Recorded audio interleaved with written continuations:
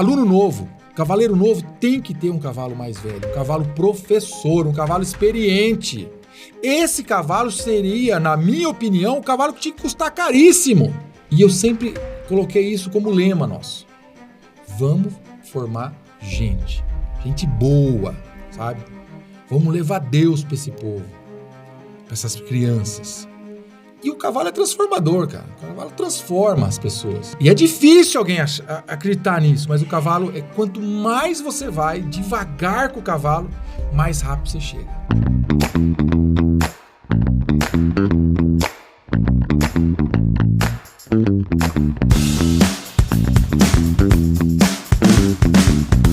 Equitação. Escola do Cavalo. Fala, tio. Fala, tia. Hoje nós vamos receber uma pessoa especial aqui no nosso podcast. Seja bem-vindo ao nosso quintal. Quem é você? Eu sou... Primeiro, obrigado pelo convite. Eu vinha pensando no carro, o que eu vou falar para esses meninos. Mas, vamos lá. Eu sou Fernando Galhardo Corradi, filho de Oswaldo e Josefa. Sou um eterno sonhador. Forte, hein? Que sonhou muito na vida. Passou por um monte de coisa que muitas vezes o sonho não realizou. E eu só comecei a realizar meu sonho quando eu comecei a sonhar o sonho de Deus para comigo. Forte. Como é que nós vamos traduzir isso para quem está assistindo? Não, a gente tem um tempo ainda para... Tá, então você não deixou de sonhar. Hoje você ainda tem sonhos, desejos, vontades. O Fernando ainda é um menino sonhador? O Fernando é um menino sonhador, ainda com 52 anos, Lucas. Legal. Cada dia tá pensando numa coisa, tá buscando uma nova rumo, mas hoje, antes eu queria fazer porque eu queria. Ok. Hoje eu entrego na mão de Deus. Demorei muito para pensar desse jeito, sabe? Demorei demais da conta. Mas hoje, antes de mais nada, o que o senhor quer de mim? E aí ele vai traçando o rumo, vou confiando, vou acreditando que não é fácil, mas é desse jeito que a coisa toca hoje, sabe? Tá, então Deus, Fernando, você entregou. Eu demorei muito. Eu pergunto assim, ô Luca, porque o Fernando tem uma trajetória na construção civil. A gente em Pompeia conhecia ele de uma outra forma e de repente aparece um cowboy com um sonho e falando de Deus. Escola do Cavalo. Exatamente. Então, Fernando, traz pra gente, já que hoje você não deixou de sonhar, tá vivendo o seu sonho e se encontrou com Deus, a vida ela ficou melhor, ela ficou mais fácil, não deixou de ser difícil, mas ficou mais fácil. Como é a vida do Fernando hoje? E até chegar aqui, até você ter esse encontro com Deus, esse encontro com a vida, fala um pouquinho para quem está te assistindo, como o Fernando se tornou o professor Fernando.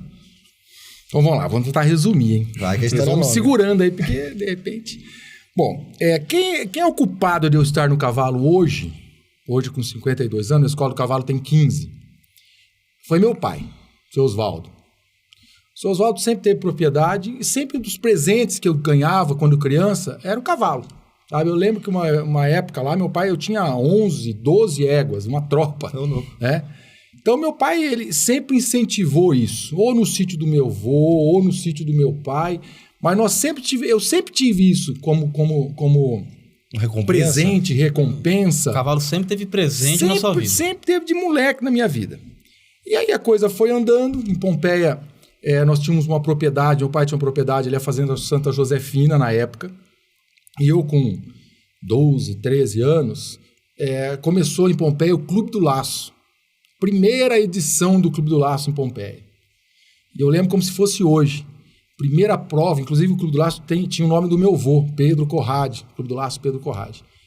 Eu lembro como se fosse hoje, tinha a primeira prova e nós pegávamos os cavalinhos da fazenda mesmo.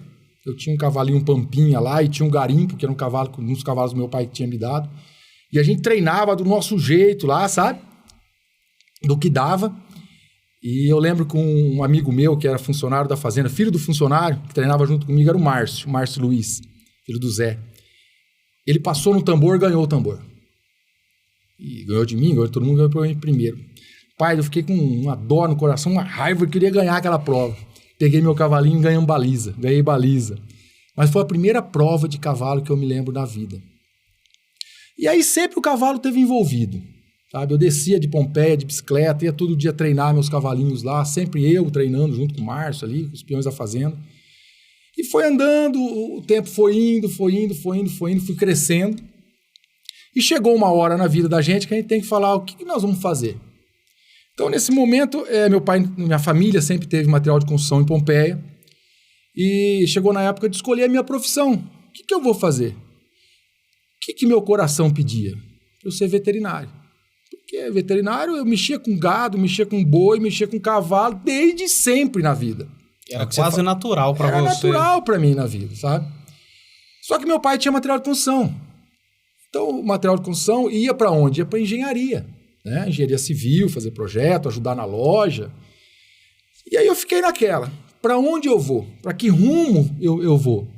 Conversa com um, conversa com o outro. Na época o pessoal falava, você vai ser veterinário? Você vai passar fome, hein? Veterinário não ganha nada. Vai para engenharia. Bom, moral da história, o que eu fiz? Eu fui fazer engenharia. Deixei quieto a veterinária e fui fazer engenharia. E você abandonou os cavalos? Ou continuava indo, tinha esse vínculo com o animal? Muito pouco. Muito pouco. Muito pouco. Eu comecei fazendo física, para ser professor de física, na UEL, lá em Londrina. Fiquei uma semana. Passei em engenharia lá em Barretos. Olha só. Que ironia. Que ironia, né? Passei em engenharia lá em Barretos e fiquei 5 anos fazendo engenharia, cursei o curso de engenharia. Me tornei um engenheiro civil. E o cavalo sempre esteve de olho, sempre esteve perto. Eu fui fazer engenharia na terra do rodeio. Do né? berço do cavalo, berço né? do cavalo, né? Do touro, do cavalo, do pulo. Sempre onde eu passava, que eu via um cavalo, aquele negócio estava no meu coração. E como engenheiro, trabalhei mais de 10 anos. Fui para tudo quanto é lado que você imaginar. Brasília, Paraná. Eu estava, até uns anos atrás, estava fazendo as contas. Como engenheiro, eu cheguei a fazer, como empregado e como depois com a minha empresa, mais de 5 mil unidades entre prédio e casa, que era o que a gente sabia fazer. Prédio e casa. Nós chegamos a fazer mais de 5 mil. E um dia eu estava em São Paulo, do nada ali, eu falei, eu vou embora daqui. Do nada? Do nada não, estava cansado de São Paulo, já que minha esposa não estava junto, meus filhos, o Pedro, com essa correria, eu chegava sexta-feira em casa, segunda-feira estava voltando para São Paulo, então eu não vi o Pedro crescer, isso me dói muito, sabe? Não vi meu filho crescer, isso é uma coisa que eu me arrependo muito, sabe? E eu falei, eu vou embora para daqui, eu vou largar desse negócio aqui. A empresa também não estava aquelas coisas, porque a gente vivia de obras públicas, e obra pública, de repente você está muito bem, de repente falou, não vou pagar mais, vai fazer o quê? Né? Você vive daquilo ali, não paga, a gente acaba se apertando, enfim. E eu parei. Demorou muito para ter coragem para parar. Vou falar a verdade para você. Não é fácil você deixar de bater a cabeça na parede. Uma vez eu escutei isso aí de um senhor. Não é fácil, porque você se acostuma a bater a cabeça na parede. Como engenheiro, sofri demais. É uma profissão difícil, sabe? Não é fácil. Teve muitas alegrias, mas não é fácil. Trabalhosa, como tudo na vida, mas o tal de engenheiro... Eu fui muito feliz, mas falar não, falar eu vou abandonar isso aqui. Esses dias uma pessoa perguntou, mas você não assina nem projeto? Eu falo, não faz muito tempo, que eu não sei nem o que é o CREA. Você zerou o vínculo com a construção civil. Zerei, não quero e já faz muito tempo. Mas eu não me arrependo, sabe? Eu não me arrependo. Fui feliz como engenheiro. Tá, mas peraí. Você falou, vou largar, você tinha um plano. Não. Você simplesmente falou, não quero mais. Não quero mais, vou embora para Pompeia. Vou embora para Pompeia. E assim fiz. Fechamos a empresa, mandamos quem tinha que mandar embora e fui embora para Pompeia. Chegando em Pompeia, eu vou fazer o quê? Você tinha opção continuar construindo em Pompeia. Não tinha opção. Mas ia cair na mesma. E o que você pensou na época ali? Cara, meu pai sempre teve material de construção. Aí, na época, nós montamos... Eu falei, pai, o que eu faço? Uma coisa que eu falo para todo mundo, alguns momentos da minha vida, eu só comecei a ir para frente com alguns momentos. Né? A gente só começou a prosperar e conseguir as coisas quando, primeiro, escutei Deus. Primeira coisa, entreguei minha vida para Deus. Segunda coisa, quando eu comecei a escutar meu pai e quando eu comecei a escutar minha esposa, a Rita. Porque primeiro que não tem quem me ama mais que Deus, não existe, né? Quem me ama mais que meu pai e minha mãe? E não tem. E muitas vezes a gente não consegue escutar pai e mãe. Sempre que o pai e mãe falam pra gente, é coisa de... é duro, sabe? Você acha que, não, ele já tá velho, não sei o quê. E a esposa também, né? Porque você não quer perder muitas vezes o ponto pra esposa, né? Você quer sempre... a gente tenta prover, a gente tenta fazer as coisas. A esposa fala, puxa vida, é duro acreditar naquilo ali. E eu só comecei a dar o passo certo quando eu comecei a escutar Deus, meu pai e minha esposa. Isso é interessante porque tem muito a ver com o cavalo. A gente quer ter as rédeas na mão da vida e as coisas acontecem quando, de fato, Deus intervém, quando a gente entrega a nossa vida, quando a gente é submisso a uma esposa e quando a gente honra os nossos pais, né, Fernando? A vida, ela é uma coisa de louco. A gente acha que a gente tem domínio e só quebra a cara. E quando a gente se entrega e fala, vamos ver como é que vai ser... Seja como Deus quiser, né? Que a gente fala, seja como Deus quiser. Tá, você tocou num assunto que quando você decidiu voltar, você teve coragem. Mas você acha que foi mais coragem ou consciência? Aquilo ali dentro de você, por mais bagunçado que estava, fazia sentido? Você tinha algo que te movia a sair daquele incômodo? É difícil parar de bater cabeça, mas é preciso. E você conseguiu.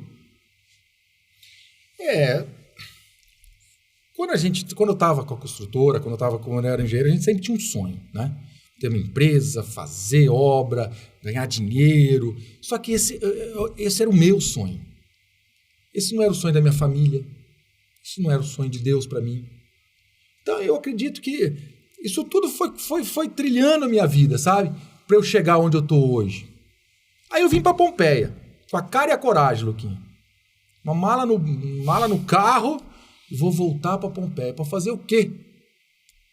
Graças a Deus eu tinha minha esposa, Rita. A Rita bancou a casa há muito tempo, sabe? Devo muito a ela. Ixi, porque eu voltei, eu não tinha dinheiro para pagar nada. E é duro pedir pro pai depois de velho. Não é fácil. Pai, me empresta o dinheiro? Você tá louco, não é fácil. Graças a Deus a Rita lá, firme, sabe? A Rita foi um esteio muitas vezes, sabe? E voltei, aí que nós vamos fazer? Vamos... Tem um bairro, o bairro Lacombe, lá em Pompeia, que não tem nenhuma loja de material de construção. Ô pai, o que o senhor acha? Vamos tentar. Aí eu abri uma lojinha de material de construção lá no Lacombe. E vai daqui, vai dali, né? A lojinha foi por um tempo, acho que fiquei um tempo com ela. Pompeia, a gente brinca que é a capital do fiado, né? Muita gente construiu casa e até hoje não... Você que pagou? Eu que realizou sonhos. Realizei sonhos. Meu slogan era esse, você sonha, a gente realiza. E realmente eu realizei. Mas... E aí a loja foi legal. Foi indo assim, tá? Muito bem. E eu comecei nesse meio tempo, Luquinha, eu comecei a dar curso pro Senar.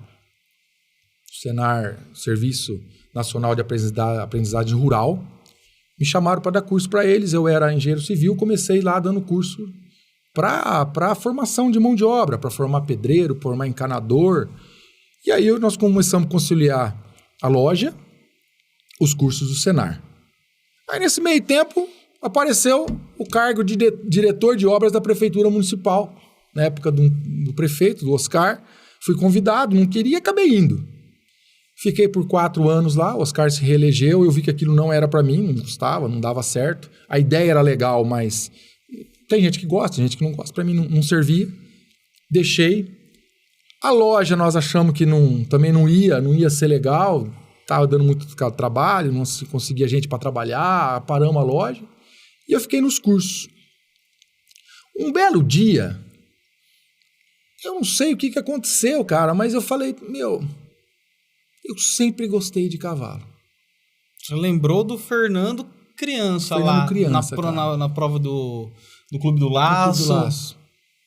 Eu sempre gostei de cavalo. vou comprar um cavalo. Aí comprei o primeiro cavalo. Até então não tinha ideia de montar nada, de ser nada. Eu queria ter um cavalo quarto de milha porque eu sou apaixonado pelo quarto de milha. Não, comprei um cavalo, primeiro cavalo, uma égua, Milady. Hoje ela não morreu já, mas eu tenho filhos dela lá. E aí, cara, eu falei, eu perdi o Pedro crescer. Eu tô com a Luísa novinha. Eu preciso fazer alguma coisa, preciso menino ficar perto de mim. O que eu vou fazer? Eu falei, vou montar uma pista em casa. Casa no sítio. Vou montar uma pista no sítio. Aí, montei uma pista. Meio que quem não quer nada. E aí comecei a mexer com os cavalos, colocando os meninos lá no sítio, o filho do funcionário, e vamos lá, tal. Aí eu falei, é isso que eu quero pra minha vida. É isso que eu quero. Eu não quero ser engenheiro, eu não quero ser... Eu quero mexer com cavalo, eu quero fazer o que eu fazia lá de novinho. E eu quero minha família junto de mim. Só que aí eu notei que o cavalo que a gente mexia lá de novinho não era a mesma maneira que a gente mexe hoje. A gente ia para uma prova, para ganhar a prova, lógico, quando eu era criança, mas a gente ia para uma prova para brincar. E a coisa mudou. Hoje você vai pra prova, o trem é profissional, sabe? É o desempenho, né? Um SRD, né? Sem raça definida. E agora tem um quarto de milha. Você entendeu? E a gente brincava. Hoje não. Hoje a coisa tá diferente. Hoje treino é diferente. Hoje tem tecnologia no cavalo. O cavalo ganha prêmio. O atleta ganha prêmio. Sabe? É outra história.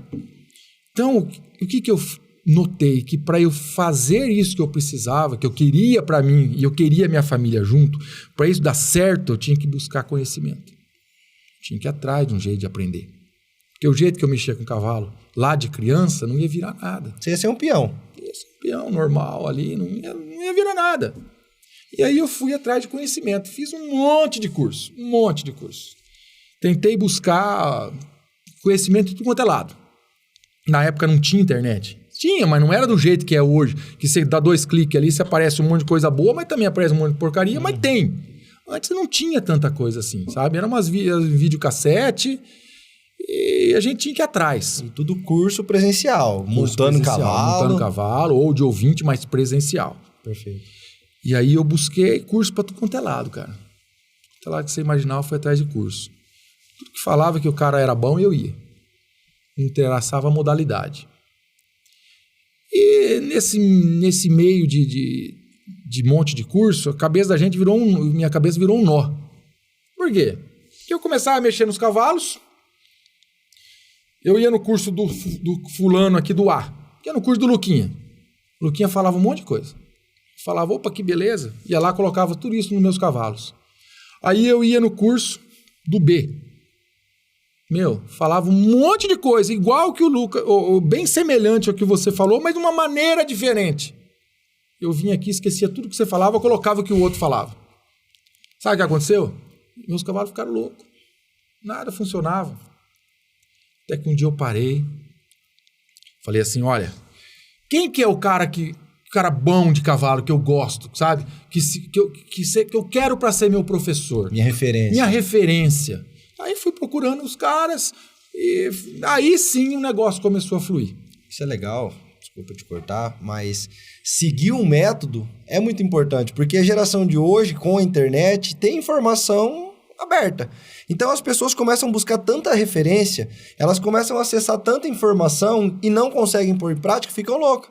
Então, uma das dicas que a gente pode deixar para quem está assistindo é: escolhe um professor, escolhe uma metodologia. Claro, isso não te proíbe fazer cursos, aprender técnicas novas, mas escolhe quem você quer seguir e siga. Se dedique a cumprir aquilo que aquele seu professor está te ensinando, porque senão não funciona. Mas você acha que todos esses cursos que você fez, do A, do B, do C, do D até o Z, sim, foi importante para você ter um conhecimento suficiente para você olhar e falar, eu quero aprender com esse cara, eu quero que esse seja meu professor? Cara, eu acho que serviu para isso, porque embaralhou tanta cabeça que eu tive que tomar atitude, sabe? Depois que você toma atitude, igual o Luquinha falou, vou seguir esse cara, esse método, porque o serviço da gente tem que ter uma moldura, você tem que se espelhar em alguém. Aí depois você pode ir em 10 mil cursos, porque você tem um rumo. Aí você vai ouvir o que é bom, vai usar, lógico, né?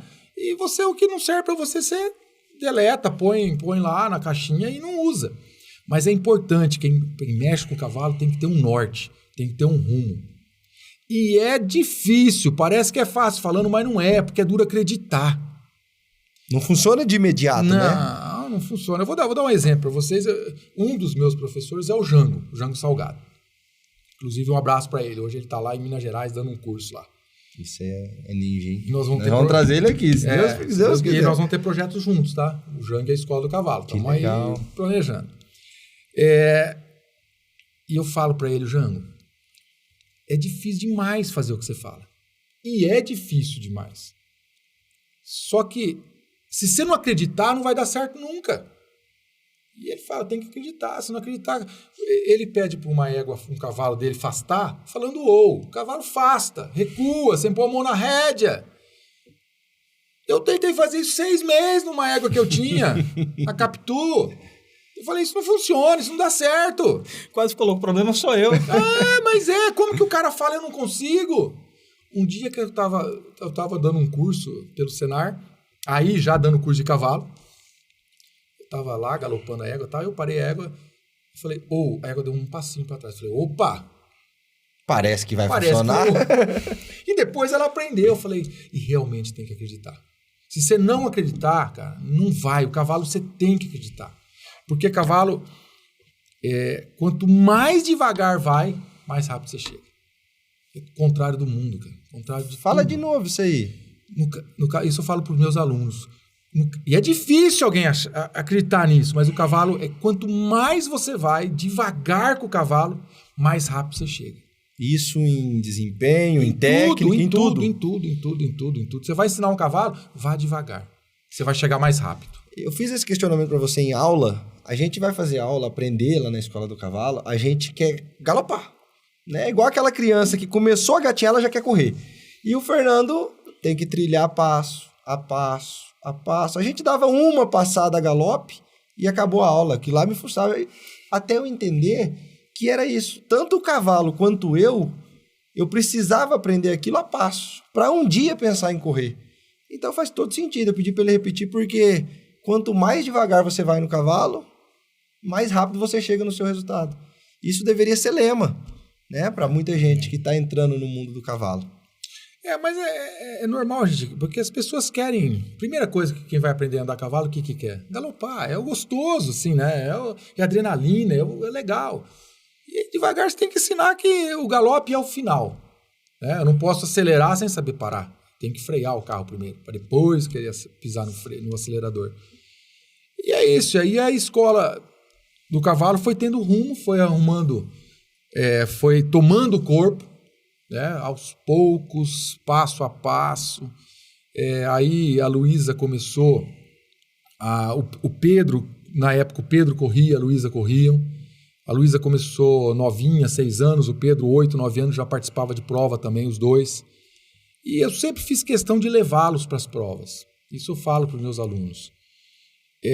Porque as provas sempre formavam eles, sabe? A Luísa, o Pedro menos, que o Pedro, o negócio dele é mais máquina, ele hoje, graças a Deus, me ajuda demais no feno lá, enfim, ele toca a roça de feno nossa, a Luísa mais no cavalo, mas participar de uma prova ensina demais. Ganhar a prova é o mínimo do que você ganha quando você participa de uma prova.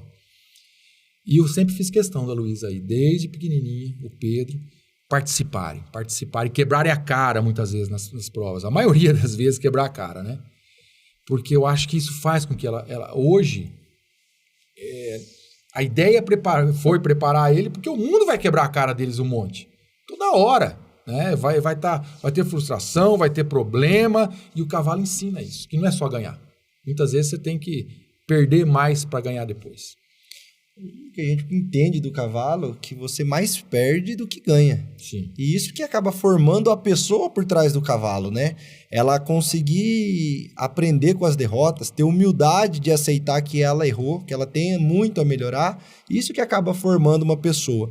E a pergunta que eu te faço é, a escola do cavalo hoje, ela ensina a pessoa a montar cavalo ou ela forma uma pessoa? Porque as pessoas vão lá num simples... Eu quero andar a cavalo. Só que a pessoa sai de lá completamente transformada. As crianças que a gente vê lá, elas entram nervosas, histéricas, bravas, ansiosas. Tanto que a gente conhece hoje, existe comprovado terapias com cavalo. Sim. E ela ajuda desde o cara que tem um autismo, a uma pessoa que tem algum outro problema. Então a gente sabe quão bem o cavalo faz para a pessoa, né? Fala dessa relação. A escola do cavalo, então, ensina a montar num cavalo ou ela ensina a viver? O cavalo é, de fato, um professor para uma criança, para uma pessoa? Ou ele é simplesmente uma ferramenta, um objeto que você usa, desce, vai embora e acabou? A escola do cavalo hoje, e sempre, tá? Não é hoje, não. Sempre, ela teve a ideia de formar gente. Ganhar a prova, andar bem em cavalo. Isso sempre ficou em segundo plano nosso. Primeiro eu queria formar meus meninos, sabe? Para eles crescessem como gente, sabe? Sabendo as coisas da vida. E eu sempre coloquei isso como lema nosso. Vamos formar gente. Gente boa, sabe? Vamos levar Deus para esse povo, para essas crianças. E o cavalo é transformador, cara. O cavalo transforma as pessoas. Quantas e quantas crianças chegaram lá que não davam um passo, começavam a chorar com o cavalo, de medo do cavalo. Hoje estão competidores, sabe? A gente não pode nem falar o nome dos meninos aqui, mas eu acho que eles até ficariam felizes. Mas tem vários, sabe, que chegavam lá com medo de andar, de dar um trotinho, chorava e depois eles vão aprendendo, criando coragem, sendo pessoas boas, aprendendo a limpar uma baia, sabe? Cuidando do cavalo, isso tudo. O cavalo, muitas vezes o cavalo nem precisava de um professor Fernando, da professora Rita lá. O cavalo por si só era o professor daquele aluno, sabe? É impressionante. Tem alunos que a gente coloca num cavalo para o cavalo galopar. O cavalo não galopa. Mas não faz, não dá um galopinho e já para. E você fala, puxa vida, eu queria que aquele menino começasse a galopar. Mas será que ele está preparado? Muitas vezes o cavalo sabe melhor que a gente. Sabe? O cavalo sabe. E aí você para pensar, vê, ele não está na hora de galopar. O cavalo não quer galopar. Porque ele sabe que o aluno não está pronto para o galope. Precisa um pouquinho mais de trote. Então, a escola do cavalo, a ideia é formar pessoas, formar seres humanos bons, crianças boas, sabe? Tirar essa molecada do celular, tirar essa molecada da tela de um computador. Das ruas. A gente quer eles lá. E eles estando lá, cara, a família tá junto. O pai e a mãe vai lá, muitas vezes o pai e a mãe não tem o tempo, mas aquela horinha que ele tá lá na escola do cavalo, tá lá com o filho, tá olhando, tá torcendo, fala, vamos filho, acelera, dá um trotinho, sabe? Tá na torcida para ele passar no tambor ou na baliza, seja lá na modalidade. Então a principal ideia nossa da escola sempre foi, é formar gente. Fernando, não só a escola do cavalo, mas, por exemplo, você falou dos pais, da família. Você acha que para ir para uma prova de fim de semana, passar um domingo em família, às vezes a pessoa não tinha essa proximidade, começa a ir, porque às vezes é um menino novo, que ele precisa do pai para levar ele, da mãe para levar ele, e começa a aproximar a família, passar o domingo junto. Você vê o cavalo como um elo entre o mais novo, a família, às vezes um jeito do menino se aproximar do pai, o pai se aproximar do menino. Não tenha dúvida. Mas todo dia a gente vê isso, sabe? Nós temos, e não é novinho só não, é mais velho também, filhos de 18, filhos de 20 anos que não tinha proximidade com o pai. Por causa do dia a dia, da correria. Hoje não, hoje eles sentam para discutir linhagem de cavalo que vão comprar, cara. Olha que coisa linda. Vão buscar, faz viagem de 500 km para buscar o cavalo. Vão para prova junto. E para prova não é só ir para prova, é preparar o trailer muitas vezes. É pensar uma semana antes como que eles vão, que cavalo vai no trailer. É dormir embaixo de chuva. E eles estão juntos, cara. É toda hora que a gente vê isso com os nossos alunos. E isso que é gostoso. Isso que faz a diferença na vida. É o que a gente fala. O cavalo, mas com certeza é o melhor amigo da família. Não tenha dúvida, cara. Quem teve um podcast do ECCast que teve um convidado, né, o Luquinha aqui, que ele falou que só não gosta de cavalo quem não conhece, cara. E é verdade. Você falou, você foi muito assertivo. sabe? Você viu como aquele assunto, ele conectou com muita gente? Porque é verdade. O cavalo, ele tem algo... É milenar. Se você olhar na época das guerras do passado, o que estava junto com o homem? Sempre um cavalo. Então, o cavalo tem esse poder.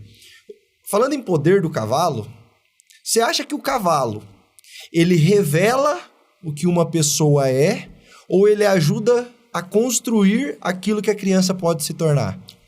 Ele revela, a princípio, acho que ele revela. O cavalo é o espelho do cavaleiro. Ele revela claramente pra gente como que é a pessoa.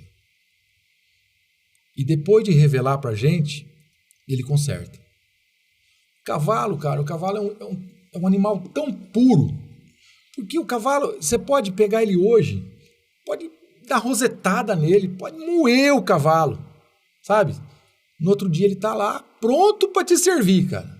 Tá pronto para te servir. Ele não vai guardar aquilo com um rancor, sabe? Ele tá, faz o que você quer. Muitas vezes ele não faz porque ele não entende o que eu quero. Então, essa pergunta é legal porque ele mostra quem eu sou, muitas vezes. Só que ele também me ensina. Legal. Tá? Ele me ensina a baixar a bola. Ele me ensina a saber que tudo tem um tempo. Não é o tempo meu, mas é o tempo dele. É o tempo nosso, porque aí a gente monta um conjunto, né?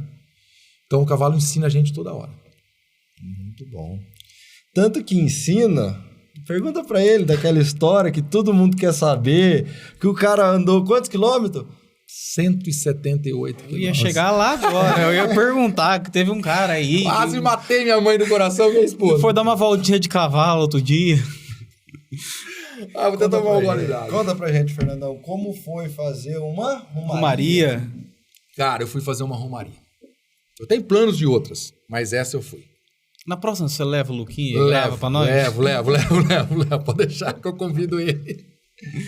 Luquinha, eu fui de Pompeia a Santo Expedito, dá 178 quilômetros.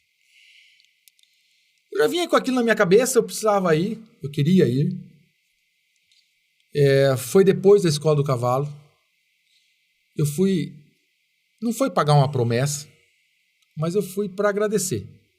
Eu precisava agradecer. E foi uma coisa diferente. Não aconselho ninguém a fazer o que eu fiz, porque foi diferente em relação a que não foi nada acertado. Eu não fui com o pouso certo. Eu vou parar naqueles lugares. Eu não fui com um tostão no bolso. Eu não levei comida. Eu só levei uma garrafinha d'água. Peguei um cavalo e uma mula que eu tinha na época. Saí na estrada, eu falei, eu vou para Santo Expedito. Falei para minha esposa, nem conta para minha mãe. Tô indo. Tô com o celular, se precisar alguma coisa de urgente eu ligo. E assim eu fui. 4 dias de viagem. Dias eu andei mais, dias eu andei menos. Mas foi uma experiência muito edificadora, porque você sair andando a cavalo, cara, sem um tostão no bolso, sem saber aonde vai dormir, sem ter comida para comer, porque a água é fácil de pedir água, dá um gole d'água, mas você pedir um prato de comida para alguém é desesperador. É desesperador. Como é que você fazia? Você batia na porteira do pessoal? Tem um lugar, tem pouso pro meu cavalo? Tem pouso para mim? Tem um prato de comida? Como é que você fazia para conseguir? Cara, eu saí de Pompeia e fui andando, sentido Tupã. A minha ideia era chegar e dormir na Exapite. Então, a Exapite estava meio que aberta. Eu falei, eu monto uma barraca, alguma coisa aqui e durmo. Mas aí o tempo começou a mudar, aquela chuva chegando. Bem antes de chegar na Exapite, eu entrei numa propriedade e pedi pouso pro homem. Falei, olha, tô indo fazendo uma viagem, assim. O senhor me dá pouso? Olha como que Deus age na vida da gente. O homem, ele achou que ia ficar com os cavalos lá, que eu não ia posar. Eu não me conhecia, que eu ia deixar eu posar, né? Aí depois que caiu, que ele entendeu que eu ia ficar junto com os cavalos, ele falou, não, aqui você não vai ficar. Pode ir embora. Isso já era 6 e pouco da tarde, começou a escurecer. Aí eu saí, montei no meu cavalo, falei, tá bom, obrigado. Tá. montei no meu cavalo, fui andando. Eu não andei 100 metros para um carro do meu lado. Pode voltar lá, era o senhor. Posa lá no meu sítio. Fui lá, posei, o homem me deu janta, me acordou cedo com café da manhã. Foi uma coisa maravilhosa. Ali Deus interviu. Deus interviu na viagem inteira. De lá, eu fui embora, no outro dia cedo, madrugadinha saí. Fui para Tupã. Tupã foi o único lugar que eu parei, num lugar que eu conhecia, num amigo meu, o Cláudio. Parei lá na hora do almoço. 1h e pouco, meio-dia e meio, por aí, 1 hora. Mas fiquei com vergonha de pedir comida pra ele. Porque mesmo um amigo, você pedir pra comer, cara, eu fiquei meio assim, tava cheio de gente na casa dele. Eu falei, não, tá tudo bem, eu tô indo embora, tá? Eu contei o que eu tava fazendo, me deu uma água, dei água pros cavalos, andei. Daí a pouco chega uma caminhonete, parar na minha frente, quem é? Esse amigo meu com um prato de comida. Fala, minha esposa mandou pra você. Sem pedir. Sem pedir nada, Luquinho. Almocei, toquei. Aí eu saí de Bastos e fui até uma cidade chamada Pracinha. Não sei se vocês conhecem Pracinha ali, meio fundos de Oswaldo Cruz, para aquele lado lá. Cara, chegando em Pracinha, o tempo começou a mudar. E vai daqui, vai dali, ventania. Pergunto no lugar se podia ficar, não deixa. Pergunto no outro, não deixa. Aí me falaram, tem um senhor assim, assim, assim. Vai lá que ele te arruma pouso. Cheguei lá, pedi pro cara, um paraibano, sem uma perna. Na hora o cara falou pra mim, não, a casa é sua. Põe o cavalo ali, se ajeita, tal, vai na geladeira, pega o que você quiser. Bom, posei lá, tranquilo também, sossegado. Aí a penúltima noite, eu saí de Pracinha e eu queria chegar em Santo Expedito. Eu andei o dia inteiro, cheguei numa cidadezinha, num patrimônio chamado Eneida, perto de Prudente. Cara, andei o dia inteiro cavalo. Já tinha deixado uma mula para trás que não aguentou a viagem. O dia inteiro. Eram umas 5, 6 horas da tarde. O pessoal dessa cidadezinha falou assim, olha, faz o seguinte, anda mais 10 quilômetros, que você chega no outro lugar lá, no outro patrimônio, que você tá pertinho. Aí no outro dia você acaba de chegar que dá 15 quilômetros. Só que você tem que atravessar uma usina de álcool. Eu falei, tá bom. Saí desse patrimôniozinho, com esse cavalo, fui até na porta da usina. Já era noitinha. Pedi pro guarda para ele deixar eu atravessar. O que o guarda falou? Não. Meu amigo. Depois de você andar um dia inteiro a cavalo, sozinho, a passo, toque.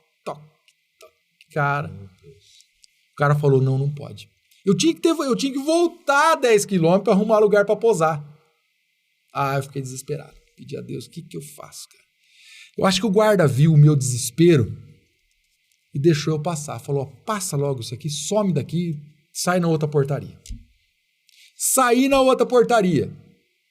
A hora que eu saí da outra portaria, já estava escuro e uma tempestade chegando. Uma tempestade que eu nunca vi igual. Cara, eu peguei esse cavalo meu e comecei a galopar para chegar na cidadezinha, para ver o que eu fazia. Arrumava um lugar para enfiar ali dentro. E corri com esse cavalo galopando, depois de andar quase 60 quilômetros. E galopando. Aí eu vi um carro parado. Olha aquilo, sabe? Umas coisas que só contando os caras não acreditam. Eu parei e falei, como que eu chego nesse lugar aí que não chega nunca? Ele falou assim, você tá a 2 quilômetros. Aperta que tá caindo o mundo na usina de chuva. E eu aqui no cavalo. E corri, um ao louco. A hora que eu chego nesse patrimôniozinho, nessa cidadezinha, esse mesmo cara do carro parou do meu lado e falou, você tá louco? O que você tá fazendo aqui? Quem é você? Falei, cara, tô desesperado, preciso de um lugar pra ficar. Contei meio rápido a história pro cara. Ele, pera um pouco. Já ligou pra um amigo dele. O amigo dele falou, vem, tem pouso, tem tudo no jeito, larga tudo aqui. E fui, e assim foi. Chegou no ponto final. Não, faltava 15 quilômetros. Meu Deus. Aí eu posei na casa desse cara, que me deu um pouso, me deu sopa. Aí a chuva malhou, mano, mas choveu a noite inteira. No outro dia eu acordei, fui pôr a sela no meu cavalo, no Thor, uma palusa que eu tinha. A hora que eu fui pôr a sela, coitado, ele tava tudo inchado, a cernelha dele, o lombo dele. Eu falei, não dá pra montar nesse cavalo. Aí fui puxando ele 15 quilômetros, cheguei em Santo Expedito. Aí cheguei, e a Rita tava lá com o trailer me esperando. E aí nós Então, os últimos 15 km foi andando. Foi andando para chegar. O que você deixou para trás, a Rita já tinha buscado? Quanto que você deixou? Deixei a mula numa fazenda que, passando lá, eu pedi pro cara, ó, a mula não aguenta mais andar, fica aí. Aí o que nós fizemos? Na volta, eu não sabia quantos quilômetros tinha andado, sabe? Eu não imaginava que era tudo isso. Na volta, aí nós voltamos com o trailer e fizemos o mesmo caminho que eu fiz a cavalo. E aí eu medi a quilometragem, peguei a mula de volta, passei nos lugares agradecendo. Isso que eu ia perguntar, se passei. Passou. E eu vou te falar, isso tem o quê? Quase 10 anos. Até hoje, pessoal, algumas pessoas que eu parei lá me mandam mensagem. Aí, você tá bom? Tá tudo certo? Quando você vai fazer outra? Eu falei, por enquanto não, deixa quieto. Mas foi muito legal. O que acontece com um homem que anda 100 km a cavalo sozinho? Só ele e Deus. Qual é a palavra que traduz isso? Fé. Acreditar que eu ia chegar. Eu não podia desistir. Por várias vezes eu achei que eu ia desistir. Sabe que você andar numa estrada, cafeeira não, canavieira, cana, uns 30 quilômetros, não passar um carro, você andar no meio do asfalto, poc, passo a passo. O solzão velho tá comendo. Não, o solzão velho tá comendo, porque uma viagem dessa você não pode trotar o cavalo, cara, você tem que andar a passo. Fé, cara. Não desistir, Luca. Eu vou te falar a verdade, essa romaria, vamos pensar assim, acho que resume a minha vida, cara. Não desistir, sabe? Por mais que tenha problema, eu não posso voltar atrás. Como que eu ia voltar atrás? Se eu já andei 60. Ia ficar feio demais, né? Além de ficar feio, cara, se eu voltasse pra trás, eu ia andar mais 60, ia dar 120, eu tava chegando. Como que eu ia voltar atrás? Então foi passo a passo. E ali você pensou na sua família, ali você pensou na escola do cavalo, ali você pensou nos... Sabem tudo. 178? 178. Dá tempo de pensar, hein? Dá, cara. Mas pensa muita coisa errada também, não pensa? Ali a cabeça vai... Não. Eu pensava muito na minha família, pensava muito em Deus, rezava bastante. Eu sou rezador de terço. Hoje mais do que naquela época, mas eu rezei muito. Conversei muito com o meu cavalo. Escutou eu bastante. Cara, foi um retiro muito bacana. Muito difícil de fazer, mas muito bacana. Isso é uma qualidade do Fernando. Fé. Mas o que você acha que a Rita vê em você que fez ela segurar as pontas, cuidar da casa, cuidar dos filhos, sabendo que o Fernando estava longe, mas ele ia voltar. E que quando ele optou por fazer uma loucura, ela acreditou. O que você acha que ela vê em você?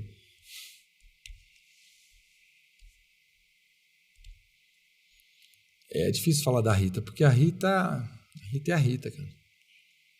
Não tem outra Rita.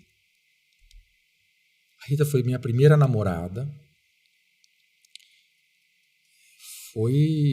Namorei ela 10 anos, fiquei noivo 1 ano. Nós estamos juntos há 25 anos de casado. Mais 10, 35, mais 1, 36 anos. Mais do que eu tenho de vida. Eu não vou nem falar eu. A Rita, esses dias, não sei se foi a Luísa, alguém perguntou para a Rita o que ela viu. Perguntou o que você viu na Rita. E o que a Rita viu em você? Eu vi 2 olhinhos verdes num cabelinho preto, coisa mais linda do mundo. E ela falou que ela viu Deus em mim. E eu não sei o que a Rita viu, porque eu não sei se eu sou a melhor opção que a Rita poderia ter na vida. Mas ela com certeza é a minha melhor opção. Eu não teria uma mulher nesse planeta, cara, que toparia o que a Rita já topou. Sabe, quando eu fui trabalhar fora, ela estava do meu lado. Quando eu voltei, ela estava do meu lado. Quando eu preciso, ela está do meu lado. Com todos os meus defeitos. E olha que eu não sou fácil, Luquinha. Eu sou difícil de lidar. Difícil. E eu sei disso. Mas a Rita é sensacional, cara. A Rita é... E como é amar esse alguém que é tão espetacular, como você disse pra gente, quando o projeto de vida deixa de ser só seu, passa a ser da família, e vem junto com problemas, inseguranças, medos, falta de dinheiro. Como é conciliar tudo isso, Fernando? Como é amar alguém tão boa, como você disse, com a cabeça cheia de problemas, com o coração agoniado de tanta coisa que tem para fazer, precisando se provar como homem, o homem da casa que você acabou de dizer, por muitas vezes ela teve que segurar as pontas. Como que faz largar aquele sonho pessoal e se entregar a um sonho familiar? Então, a Rita, ela comprou um sonho meu. A Rita não é do cavalo. Hoje ela é do cavalo. Até mais que eu, muitas vezes. Mas a Rita comprou um sonho meu. A Rita vive o sonho que eu sempre sonhei. Ao mesmo tempo que é prazeroso, é uma responsabilidade, cara. Porque ela deixou de viver os sonhos delas, eu sei disso, sabe? Para viver a escola do cavalo. Para comprar essa ideia de escola do cavalo. E ela vive aquilo com amor, sabe? Ela vive aquilo com dedicação. Ela não faz aquilo por obrigação, a Rita. Ela curte aquilo tudo. Ela curte dar aula. Ela curte quando um aluno dela começa a galopar. Ela que inicia os pequenos, sabe? Ela é muito mais corajosa que eu, inclusive, para dar aula para os pequenos. Ela curte aquilo ali. Ela tá vibrando com aquilo tudo. Aí se torna mais fácil ou se torna menos difícil. Porque não é fácil tocar a escola do cavalo. Não é fácil, cara. Eu tava com o Quinha essa semana. E ele olhou pra mim no fundo dos olhos. Passou meia dúzia de pessoas ali, ele olhou, o Fernando é louco. O Fernando é louco. Ele tocar um projeto desse aqui, ele é louco. Ele tá mexendo com uma das coisas mais sensíveis que existe. Cavalo e pessoas. Ali ele tá com o tesouro de uma pessoa que é o filho. Ali ele tá com o tesouro de uma pessoa que é o capital financeiro. O cara compra um cavalo de 100 mil, eu nem dormia. É um investimento. Se fosse eu, nem dormia. E ele consegue pegar aquele patrimônio, aquela preciosidade, conectar e levar. Só que mas é uma luta diária, viu? É uma luta diária. Não é fácil. E a gente vê muitos... Nós não somos um centro de treinamento, nós somos um centro equestre. Tem uma diferença grande, sabe? Entre o centro de treinamento e o centro equestre. E eu acho que por ser um centro equestre, é mais difícil ainda. Porque, cara, lidar com gente não é fácil. Lidar com o sentimento dessas pessoas não é fácil. E a responsabilidade que você tem, cara, de lidar com esse ser humano, eu acho que é o mais difícil, Luquinha. Porque o cavalo, lógico, a responsabilidade é muito grande, são cavalos caros, né? São cavalos de alta performance, mas você lidar com o ser humano e fazer com que ele seja feliz com aquele cavalo, porque o principal é ser feliz com o cavalo, sabe? Não interessa o valor do cavalo, aquilo eu tô um pouco me ligando. Eu trato o mesmo cavalo de R$100, é a mesma coisa com um cavalo de 100 mil, tem que ser tratado igual. Muitas vezes o de R$100, ele vive mais a vida de cavalo que o de 100 mil, ou de 200, de 500 mil. Mas tem que gostar é pouco. Tem que viver aquilo ali, tem que viver para aquilo ali. Eu não vivo do cavalo, eu vivo pro cavalo. Tem uma diferença muito grande, sabe? Eu vivo para deixar o cavalo bem, porque eu deixando o cavalo bem, as pessoas vão estar bem, que vivem, que gostam daquilo ali. Fernando, falando um pouco do cavalo, sim. A gente brincou lá, o SRD que você começou, sim. E agora a gente falando de cavalo de 100 mil, 50, 20, 200, 500, 1 milhão, por que o quarto de milha?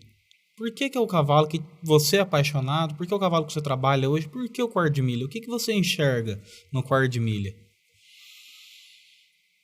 Eu gosto do cavalo. Não vamos, né? A gente gosta.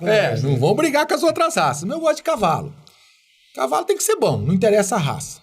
Tá? Então, se vier um cavalo com manga larga, se vier um quarto de milha, se vier o que for, sendo bom o cavalo é o que me interessa.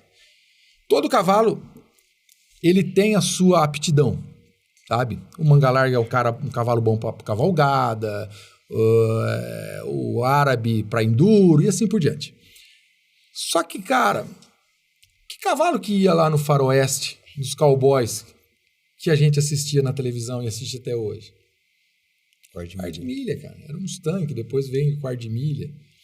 E eu sempre fui apaixonado pelo quarto de milha. Porque o quarto de milha é um cavalo que serve para quase tudo, certo? Você vai lidar com gado, é o cavalo para o gado. Você vai correr, é o cavalo para curta distância que chega primeiro, não tem outro. Por isso que é quarto de milha. Quarto de milha, o nome já diz, né? É o cavalo extremamente dócil, sabe? Isso é uma aptidão muito legal do quarto de milha. Lógico, tem linhagens mais quentes, menos quentes, que aí a gente vai partir para outra história. Mas, na minha visão, de que molequinho, eu sempre quis ter um quarto de milha. O primeiro cavalo que eu ganhei na vida, assim, era um cavalo chamado Atleta, que era um puro sangue quarto de milha. Eu era apaixonado por aquele cavalo. Ele tinha um puta bundão, uma garupa, coisa mais linda. Era aquilo, era legal. Cabecinha pequena, sabe? Então, o quarto de milha hoje, por quê? Primeiro porque eu sou apaixonado por ele por esses motivos. Ele é o cavalo mais versátil do Brasil, não tem outro. Isso não é slogan de vender cavalo, da raça. Mas não tem outro. Sabe? Tem boas raças? Existem excelentes raças, tá? Mas o quarto de milha é aquela que eu gosto mais, sabe? Que me deixa mais feliz. E dentro da minha escola do cavalo, nós temos outras raças ali, não é só o quarto de milha, mas 99% é quarto de milha. E ele tem saído muito bem, tem feito o que precisa, tá? Mais ou menos é isso em relação ao quarto de milha. É um cavalo atleta, é um cavalo para trabalho, é um cavalo para família.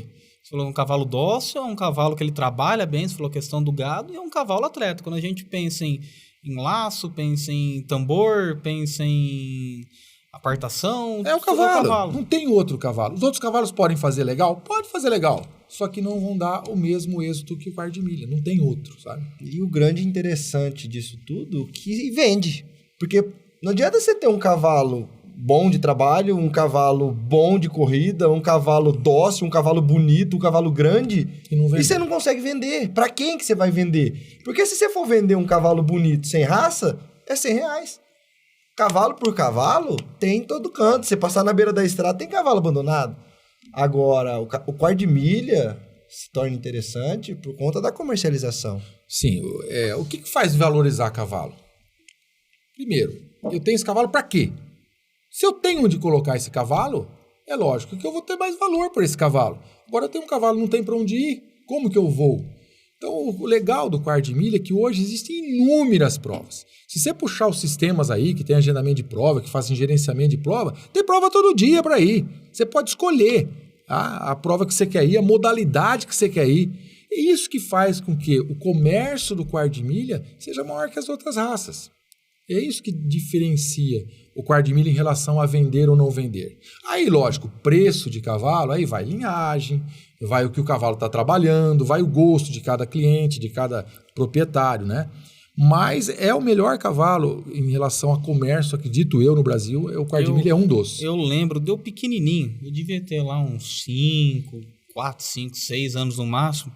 Meu pai apareceu para mim com uma revista capa dura da BQM, dos cavalos, quarto de milha, que ganharam prêmio, que foram tudo daquele ano. Então faz 20 anos isso. 20 anos. Eu lembro, eu carregava para cima, eu olhava, não entendia nada, mas eu achava bonito. Era bonito, os cavalos eram bonitos. Você acha que a BQM, com a força que ela tem há tanto tempo já aqui no Brasil, ela se faz importante nessa questão do quanto o quarto de milha ele é difundido no Brasil hoje, ou o quarto de milha difundiu e depois surgiu a BQM forte do jeito que ela é hoje? Eu acho que minha opinião, tá? Pode ser até meio... Bom, enfim. O cavalo é o que é hoje por conta dos criadores, primeiro, dos criadores, de quem utiliza ele, que são os atletas, e depois da associação. Sabe? Então, primeiro o criador, que é o cara que acredita. Depois o cara que compra esse cavalo e vai pôr no esporte. E a associação faz com que isso tudo aconteça. Tá? A BQM, eu faço, acho que há 15 anos que eu sou sócio da BQM, sou um grãozinho de areia ali no meio. Ali é brincadeira de gente grande, né? Sou um grãozinho de areia ali no meio. Mas, no entanto, a raça é o que é hoje, muito por conta dela também, sabe? Muito por conta dela. Porque é o seguinte, é uma associação que dá milhões em prêmios. Pô, isso faz com que eu crie cavalo, que eu queira ter cavalos para competir, que eu compre um cavalo para ir para uma prova. Poderia fazer mais? Eu até poderia, eu acho. Mas isso é outra polêmica aí. Mas é o que é hoje também por conta da BQM, sabe? A BQM eu acredito que ajude bastante. Existem 3 grandes provas, né, da BQM, que a Escola do Cavalo sempre participa, há muito tempo, que é o Congresso, agora em abril, a Copa, o Campeonato Nacional, que é em julho, e a Copa dos Campeões junto com o Potro do Futuro, que é em outubro. Então são premiações milionárias ali. E isso faz com que a raça cresça. Quem vai criar um cavalo se não tem aonde levar e quando leva não tem premiação? Isso pode ser um problema das outras raças também. Então é uma associação forte, bem forte, que ajuda a raça a crescer, sim. Isso não tem dúvida. Existe um ditado que se você quer ser milionário com o cavalo, você só precisa ser bilionário. É mais ou menos isso. Mas com a BQM, pagando prêmios milionários, você acha que um atleta que se empenhar, que tiver um cavalo bom custo-benefício, ela tem condição de ganhar dinheiro com o cavalo sendo atleta? Sendo atleta, competindo, participando de provas, poucos conseguem. Poucos conseguem. Existem os que conseguem? Existem alguns que conseguem. Viver de ser atleta. Viver de ser atleta. Alguns eu acredito que sim. Pouquíssimos, sabe? É evidente que para você conseguir isso, você tem que ter um cavalo em alto nível e um cavalo que não custou barato, que teve um custo agregado para chegar até ganhar a prova. Hoje nós estamos desse jeito. É o que eu falei, antigamente a gente brincava de montar cavalo e ir para as provas. Hoje não.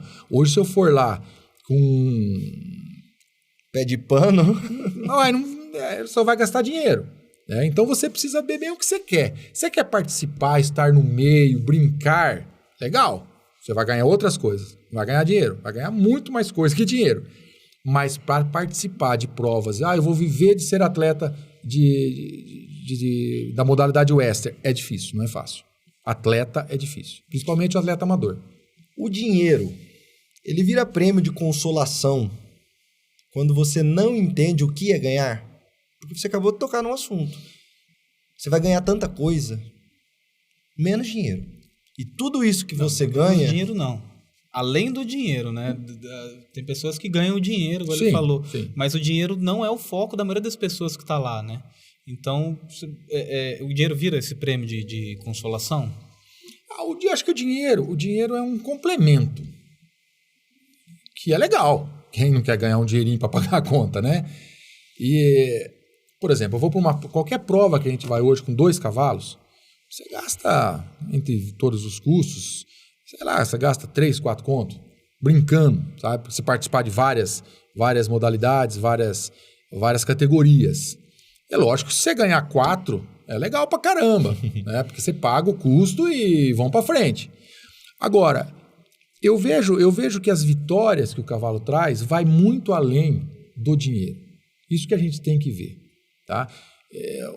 Um pai de alunos, há pouco tempo, estava perguntando para mim, né? E aí, Fernando, quanto vai custar para ir nas provas no ano? Porque a gente faz um calendário anual de todas as provas que a gente vai. Quanto vai custar, quanto não vai custar? E será que ela recupera isso? Eu sou bem claro em falar, não vai recuperar. Em dinheiro não vai recuperar. Hoje a Luísa recupera, hoje ela quase que recupera, sabe? Mas tem dia que vai e não recupera. Porque é muita gente. E é muita gente boa, sabe? Não é pouca gente boa, não é muita gente boa, cada vez melhor. Hoje, você acha que o seu cavalo tá bom, você vai para uma prova hoje e fala, puta, meu cavalo tá bom, mas tem um melhor. A genética tá mudando, o treinamento tá mudando. Ah, mas não evolui? Evolui pra caramba, toda hora, sabe? Muitas vezes essa evolução é buscar coisa lá de trás também, sabe? Do passado. Mas muda muita coisa. Mas a premiação, Lucas, vai muito além do dinheiro. Pode ser uma consolação, tá? É legal, uma cerejinha do bolo ali. Mas ganha-se muito mais que dinheiro. Mas muito mais. Eu fico impressionado quando eu vou lá na BQM, eu fui poucas vezes, mas o atleta, ele não se cabe até competir. Ele soa frio, ele quer ir no banheiro, ele fica sem comer, e aí ele compete, aí ele ganha. Ele não vai nem buscar o prêmio, ele não sabe nem quanto que ele ganhou. Ele não sabe nem pra que lado que ele tem que ir. Porque a alegria dele não tá no prêmio. A alegria dele tá na emoção de viver aquilo, de compartilhar aquele momento, de juntar a turma e viajar, de ter o pai e a mãe, que muitas vezes não tem tempo pra prestigiar, apoiando, torcendo.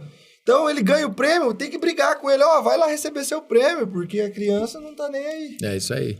E eu vou te falar, por muitos anos eu tava mais buscando o troféu do que o dinheiro.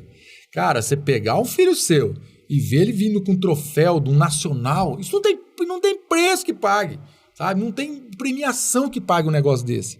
É uma sensação extraordinária, sabe? É lindo de ver. Ô, Fernando, trazendo um paralelo com a escola do cavalo, vocês preparam também para ir para essas provas. Sim. Hoje a escola do cavalo prepara para quais provas? É só tambor? Para quais provas a escola do cavalo prepara o aluno hoje para competir?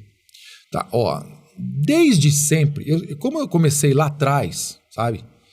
Lá atrás você era nos clubes do laço da vida, corria tudo. O cavalo meu corria laço de bezerro, corria team rope, corria baliza e corria tambor. Mesmo cavalo.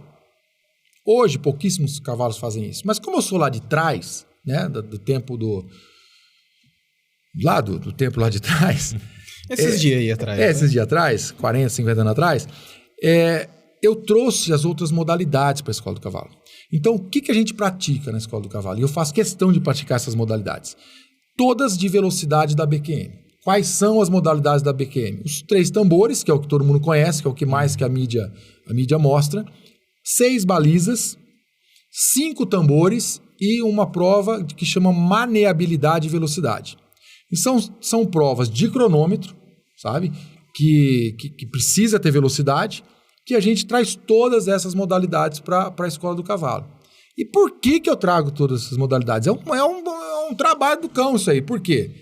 Porque você tem que montar a pista, desmonta a pista. Muito mais fácil seria treinar 3 tambores, largar lá os tambores, e é muito mais prático, inclusive, para treinar. Mas a gente faz questão de colocar essas outras modalidades, por quê? Falando em formar cavaleiros agora. A gente forma gente, mas a gente tem que formar bons cavaleiros.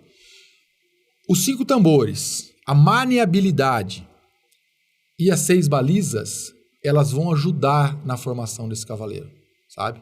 Vão dar ferramentas para esse cavaleiro poder participar de qualquer outra modalidade, qualquer outra coisa em relação ao cavalo. Se eu chego lá e falo assim, Fernando, eu queria participar de run short, mas eu nunca montei um cavalo. Lá você está preparado para me iniciar no cavalo, depois me passar para alguém que vai me explicar o run short melhor? Ou você ali mesmo vai me direcionar para o run short? Como é que funcionaria, por exemplo? Porque às vezes tem alguém que está assistindo e tem essa vontade, mas nunca nem viu um cavalo. Perfeito. Então ele sabe agora as provas que você faz, que ele pode ir lá procurar você, mas se ele quiser alguma coisa que você não atende diretamente ali, como é que funciona isso?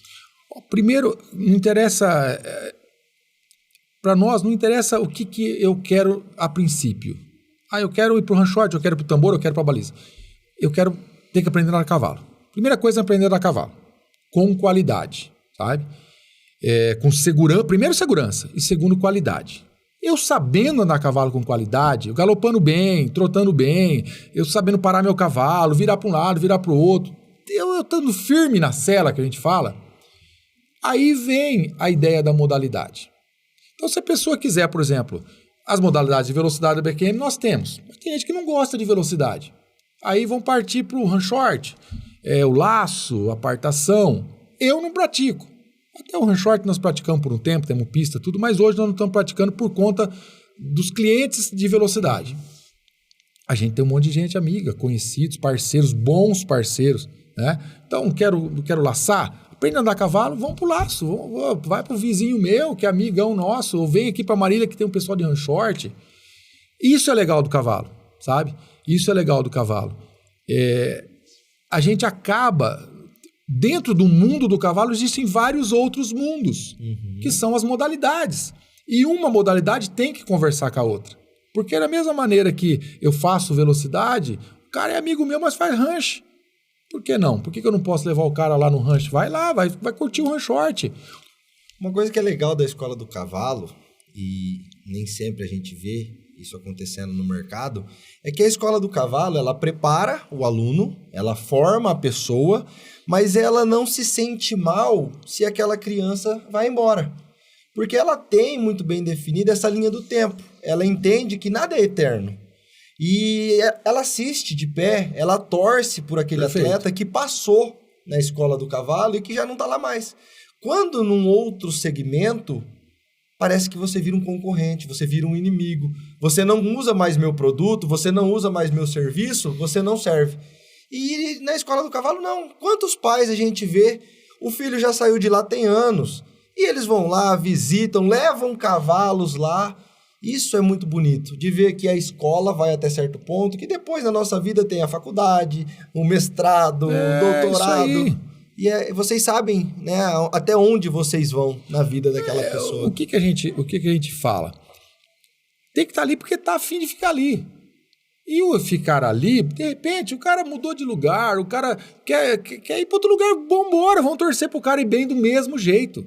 Nós temos vários alunos nossos que ficaram até um momento, aí de repente comprou um outro cavalo no outro lugar. E deu sequência lá. E foi bem, a gente torce para que vá bem. Porque o cara que saiu da escola do cavalo e foi campeão em outro lugar, ele começou onde? Começou com a gente, sabe? E graças a Deus a gente tem, e não é um, não só, é mais de um que se destacou no cenário nacional, inclusive, sabe? E isso deixa a gente feliz. Feliz por quê? Porque foi um ex-aluno nosso, começou com a gente, a base saiu dali. O bom cavalo, seja ele de qualquer cavalo, tudo vem da base. Uma base bem feita, qualquer treinador faz um bom cavalo. Uma base bem feita numa pessoa, num competidor, ele toca qualquer cavalo em qualquer lugar. Então, a gente busca fazer bases bem feitas, porque ele vai ser feliz onde ele achar que dá para ser feliz.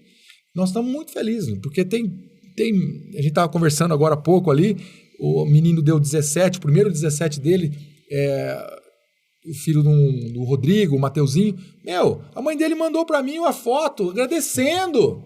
Faz 4, 5 anos que ele não tá mais com a gente. Fernando, ele perdeu o pé no estrivo e deu 17. Você lembra quando você fazia ele montar sem o pé no estrivo? Puta, que gostoso. É bacana, eu fico feliz com isso aí.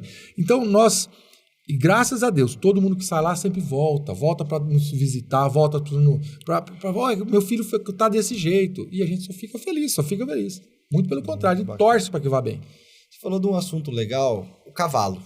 A gente está falando aqui da escola, do atleta, das pessoas.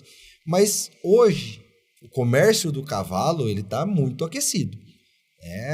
O que valia 10 mil hoje vale 100, o que valia 100 hoje vale 1 milhão. Hoje você compra metade de um cavalo. Cavaleiro novo, cavalo velho. Cavaleiro velho, cavalo novo. Esse é um ditado que corre por aí. Como comprar um bom cavalo?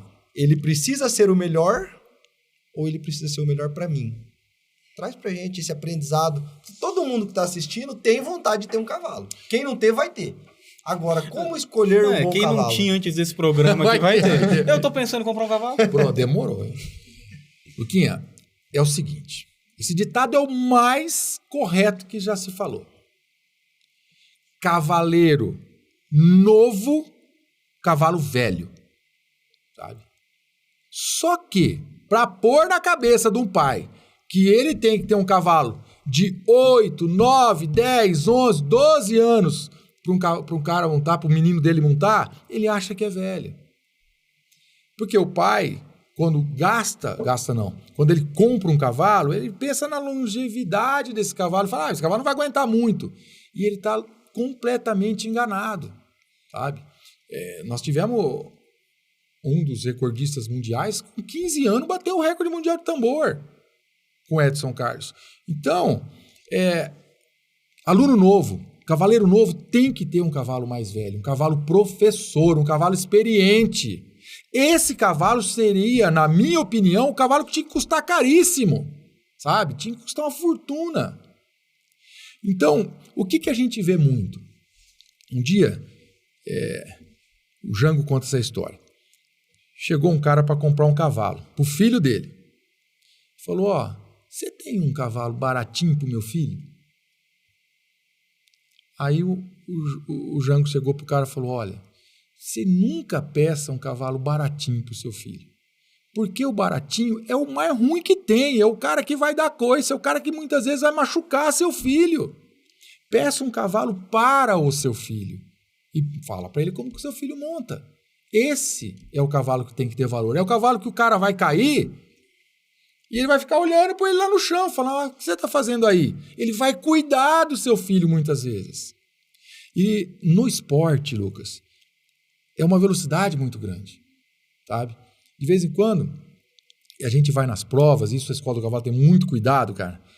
Eu prefiro que o aluno não ganhe prova, mas faça uma prova segura.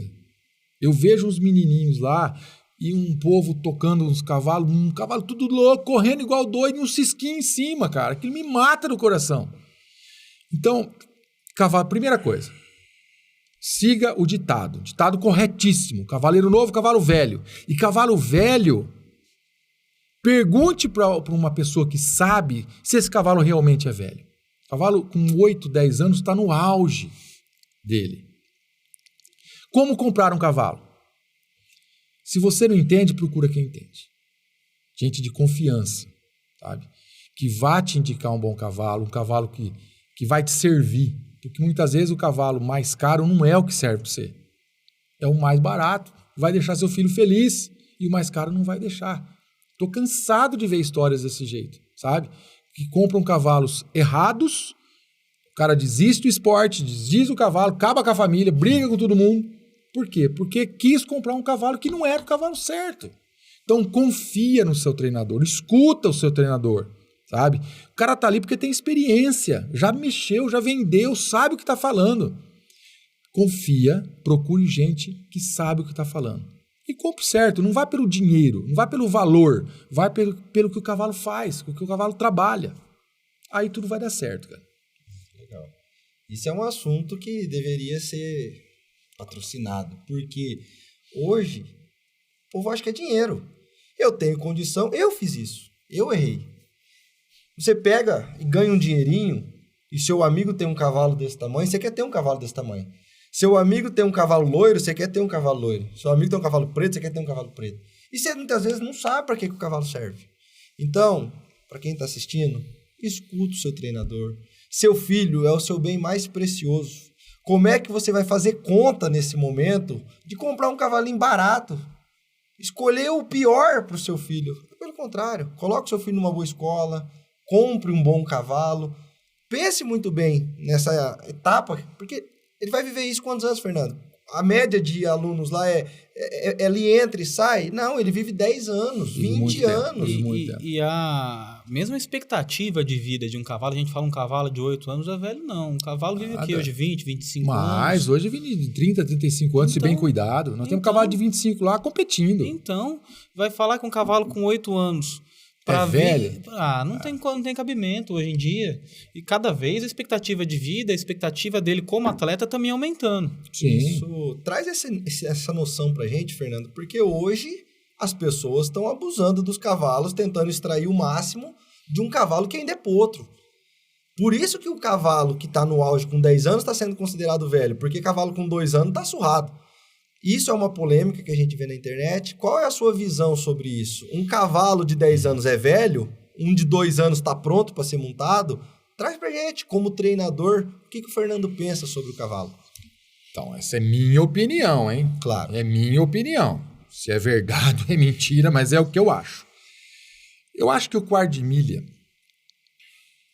ele peca um pouquinho no potro futuro. O que é o potro futuro? São cavalos de 4 anos, que existe uma prova para esses cavalos. Um cavalo com 4 anos para estar competindo com um nível muito bom para ganhar uma prova, Alto de desempenho. alto desempenho, ele tem que começar cedo. Então, hoje, cavalos com menos de 2 anos já estão sendo montados muitas vezes. Pode montar um cavalo com menos de 2 anos? Pode. Tem cavalo de 1 ano e meio que você olha, é um monstro de um cavalo. Tá? Nós lá na Escola do Cavalo, a partir de 2 anos. Eu acho que é muito cedo. Tá? É uma prova importante que nós temos no Brasil, mas que poderia ser mudada. Sabe? É 1 ano a mais. Por que o Potro Futuro não pode virar cavalos com 5 anos? O que mudaria isso aí? Todo criador quer ganhar um Potro Futuro. Por quê? Isso mostra a precocidade da criação, cavalos novos ganhando prova. Só que da mesma maneira, a gente vê muito cavalo que ganhou um Potro Futuro nunca mais aparecer na vida. Sabe? Eles somem. Por quê? Porque são lesionados, eles não aguentam, eles passam por um período de treinamento muito intenso e com um momento da vida deles que ainda são potros. O nome já diz, é potro, né? Então, a minha opinião é que são novos, deveria ser acrescido um pouco mais 1 ano, mas como nós temos essa prova e nós participamos dessa prova, eu inclusive nós tivemos éguas nossas correndo ano passado, o Potro Futuro, ficamos em 3º de baliza, tem que ter critério de treinamento, cuidado, não pôr esse potro. A gente treina para potro do futuro, mas pensando não em potro futuro, tá? Pensando em ter bons cavalos, e ter cavalos que aguentem o pau lá para frente. Porque eu não quero o cavalo para correr o potro e amanhã não correr mais nada. Perdeu o cavalo. Tá? Então, eu não sou a favor do potro futuro. No entanto, mesmo assim, porque o mercado tem o potro futuro, eu tenho que estar dentro do mercado. Então, a gente faz cavalos para correr potro. Inclusive, nós temos meia dúzia, quase 10 potros agora entrando. Só que sempre com critério. Vão correr o Potro Futuro? Vão, mas não é o que a gente quer. Ganhou, ótimo, não ganhou, tá bom do mesmo jeito, entendeu? Porque a gente tá pensando lá na frente. Porque a Escola do Cavalo, Luquinha, prepara cavalo para criança. Isso é legal do nosso serviço. Eu não preparo o cavalo para competidor apenas. A gente pensa em criança. É difícil, porque cavalos de alta performance querem correr, mas eu tenho que pensar daqui um dia eu tenho que pôr uma criança montado nele. Show de bola. Fernandão, uma aula abre a oportunidade de você vir em uma parte 2, uma parte 3, trazer a sua filha, trazer a sua esposa, nós vamos trazer ela pessoalmente. Fala do Pedro também, coitado do Pedro. O Pedro também, Pedro tem que vir. Se nós trouxer o Pedro, nós temos que... Vixe Maria, 2 horas, 5 horas de episódio. Mas fica aberto para sua família, você é um cara que é muito admirado, não só por nós, mas pela cidade de Pompeia. Quantas crianças são formadas através da Escola do Cavalo? Você, no podcast, disse que o Canê formou muita gente em Pompeia, mas eu preciso retornar essa fala para você. Você formou muita gente e forma. É lindo de ver famílias milionárias, gente de um poder aquisitivo muito grande, passar dias comuns na Escola do Cavalo como se fosse gente como a gente, porque de fato elas são. Mas no dia a dia você não vê isso. Você vê o dinheiro sendo um divisor de classes. E o cavalo, através da Escola do Cavalo, Fernando, Rita, a família Escola do Cavalo, quebra isso. Então, a gente parte para o fim. O Luca tem uma pergunta que você nos ensinou a fazer, nós nos apropriamos dela. Fica aqui nosso agradecimento, nosso parabéns pela história que você construiu. Como um sonhador, tem muito a construir. Eu quero estar ao seu lado para poder continuar admirando. Você é um cara, acima de tudo, mais que professor, é um homem. E esse homem, a gente foi orgulhoso de ter aqui, né? Episódio número 5. Com certeza. Marcado com sucesso. Você faz essa pergunta, eu tô tentando bolar ela de algum jeito, que ia ser inovador, mas não vai ser. Como daqui 20, 30, 40, 50, 60, 80, por aí vai, que esse vídeo vai perpetuar por muitos e muitos anos ainda. Como você gostaria que as pessoas lembrassem de você? Que imagem, que palavras você gostaria de deixar e que as pessoas lembrassem de você? Eu queria que lembrasse do Fernando construtor, queria que lembrasse do Fernando professor, do Fernando e o cavalo.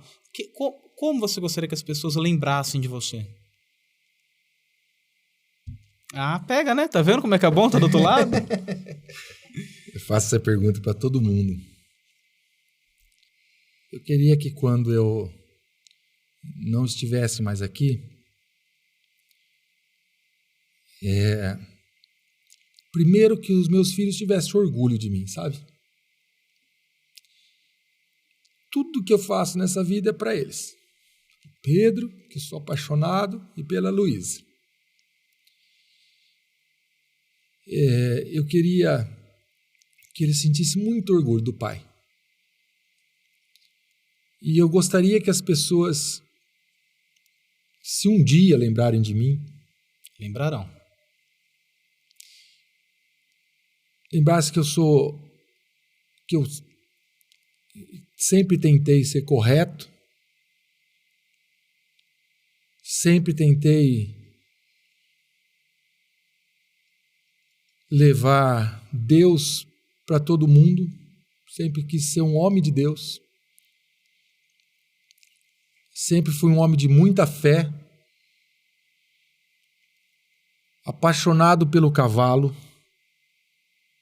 Eu tenho muito a agradecer ao cavalo também. O cavalo transformou a minha vida. Se não fosse o cavalo, eu não sei o que seria de mim, não sei o que seria da minha família. Tudo o que eu tenho, primeiro a Deus, evidente, mas eu agradeço muito ao cavalo. Eu gostaria que a Rita também se lembrasse de mim como o amor da vida dela. Tá bom. Então, tem palavra mais forte que essa? O amor da vida dela. O amor da vida dela. Muito bom. Emocionante, impactante. Eu acho que esse brilho nos olhos, ele não é à toa, né? Isso emociona você que trouxe isso para fora, emociona a gente que recebeu essas palavras. A gente consegue sentir quão verdadeiro isso é. Nós estamos com a sua filha ali atrás das câmeras. A gente vê a paixão que ela tem nos olhos quando olha para você. Quando a gente ouviu ela falando, o meu pai é meu treinador e eu amo o meu treinador. Algo assim. Dá para ver quem é o Fernando na vida da família dele. Então, Fernandão, parabéns. Continue sendo esse cara. Você vai ser para sempre o amor da Rita, porque ou mulher apaixonada nesse homem e um homem apaixonado nela. Volta mais vezes. Você sabe bem onde fica esse estúdio Sei, aqui, né? sei, conheço. E é isso. Se você gostou desse vídeo, se faz sentido saber um pouquinho mais sobre o cavalo, sobre um professor, sobre um engenheiro civil, sobre um pai, um marido apaixonado, deixa aqui nos comentários de onde você está falando, qual foi o assunto que mais chamou a sua atenção. Compartilha esse vídeo com um amigo, com um familiar. Não esquece de curtir. Nós temos que lembrar, curte o vídeo, comenta, porque isso leva para mais gente. E compartilha. E é isso aí. E nós nos vemos no próximo vídeo. Falou!